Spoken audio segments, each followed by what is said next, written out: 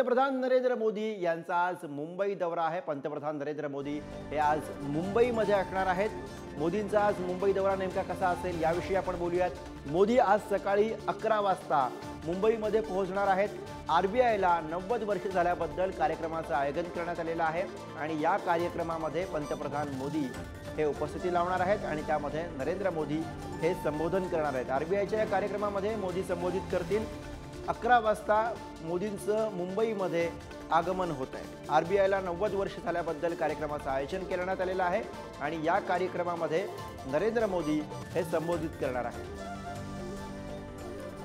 आणि याविषयीचे अधिक अपडेट्स घेऊयात। ओम देशमुख आपले प्रतिनिधी सध्या मुंबईतून आपल्यासोबत आहेत। ओम, पंतप्रधान नरेंद्र मोदी हे मुंबईत येतात, आजचा एकूणच हा दौरा कसा असणार आहे?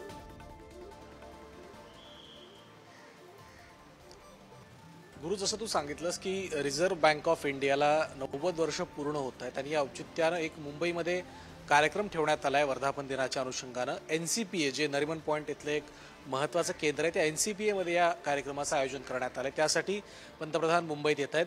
त्यांचा ताफा जो आहे तो इथे आलेला आहे। साधारणपणे 11 वाजता मोदी मुंबईमध्ये उतरतील आणि त्यानंतर INS शिखरावरती त्यांचं हेलिकॉप्टर असेल आणि तिथून ते रस्ते मार्गाने इथे येतील अशी सध्याची तरी माहिती आहे। एका बाजूला पंतप्रधान आज आरबीआयच्या कार्यक्रमासाठी येत असले तरी दुसऱ्या बाजूला लोकसभा निवडणुकीचं जे पडघम वाजायला सुरुवात झाली त्या अनुषंगानं एप्रिल आणि मे महिन्यामध्ये पंतप्रधानांच्या सभांचा धडाका हा महाराष्ट्रात सुरू होणार आहे।